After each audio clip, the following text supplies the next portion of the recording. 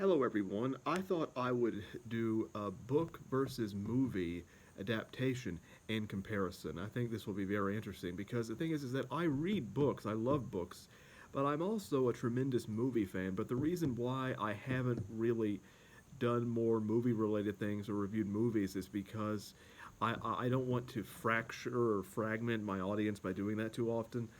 Um, because when I first started out making videos, um, this was on YouTube.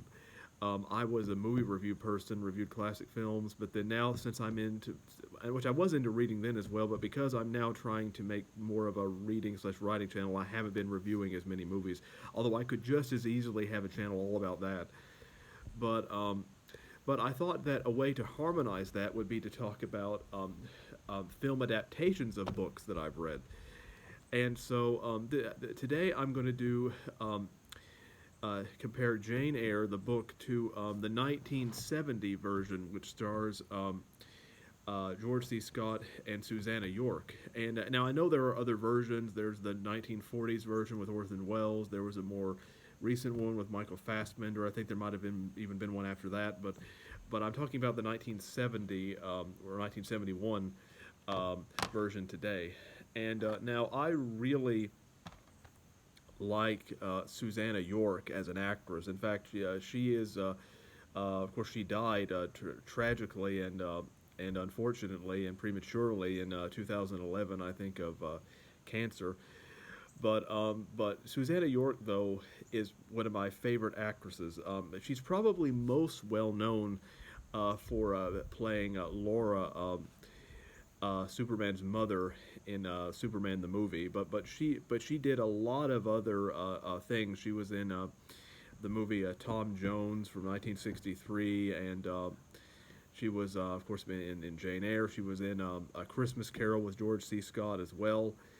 And she was in she had, I think, gotten started in the theater. Was a very She had a very, I think, Shakespearean kind of quality to her.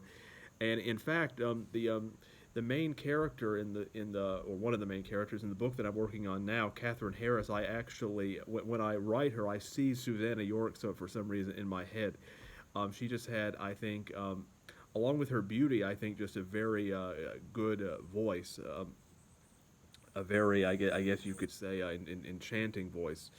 And so I've pictured her quite a lot while writing. So she is definitely one of my favorite actresses. And then of course you have George C. Scott, who of course was known for things like Patton, um, and Doctor Strangelove.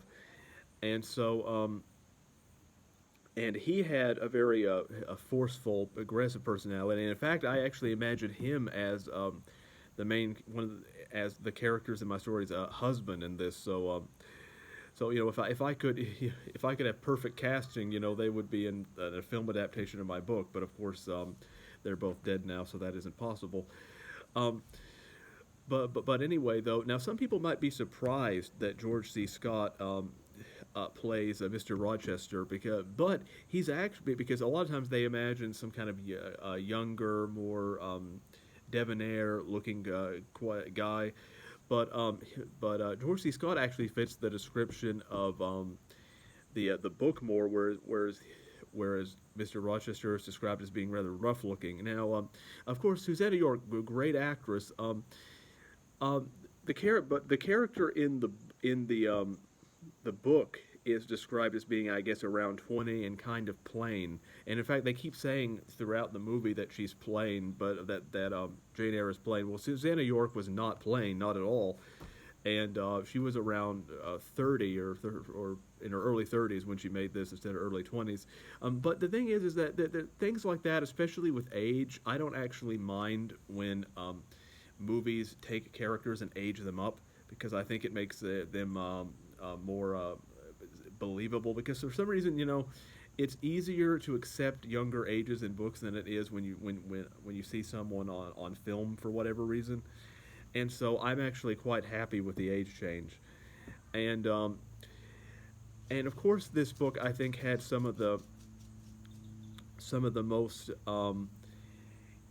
emotional moments that that transferred some of the most emotional moments from the book to the screen. For example, when her and Mr. Rochester kiss in the garden, they actually took some dialogue from the book, and then she talks about, of course, him and her being equal between them, and about how she wants to be equal to Mr. Rochester, and that dialogue was captured perfectly, um, uh, um, and translated perfectly from the book to the screen.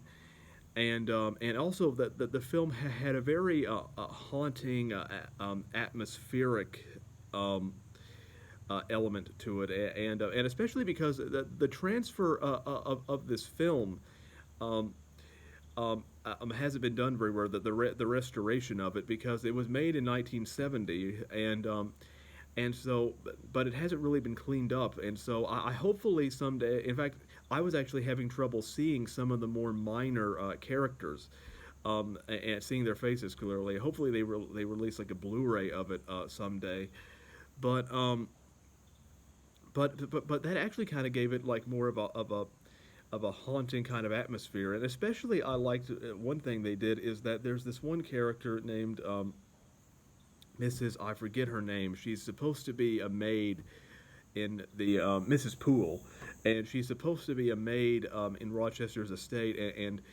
and of course Jane thinks that she's the one that's been causing a lot of the trouble in the mansion, you know, burning down curtains and trying to kill Mr. Rochester. Now, of course, she turns out to be a red herring. But the scenes with the few scenes with her though were very eerie and very creepy, and that's something that hasn't always been captured in some of the other films. And now the only you know, especially there's this one scene where she's like she hears a noise or a laugh, and she's looking around, then she sees Mrs. Poole standing there, and there's this ominous lighting on her face, and I thought that scene was very well done.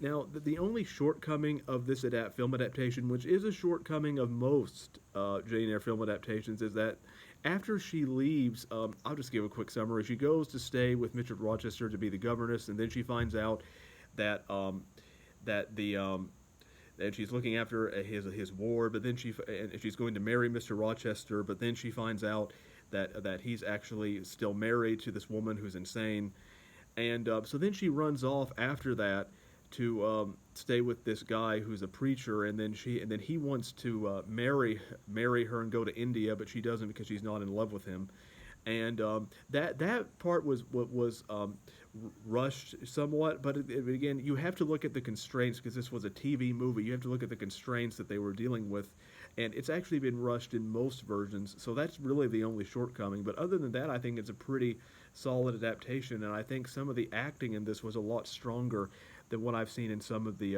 other book to film adaptations. So overall, I would recommend seeing it if you can get a decent copy, which I don't really think there's a decent copy available. I think you can watch it on YouTube for free. I saw it on this DVD full of public domain films. So that is my review.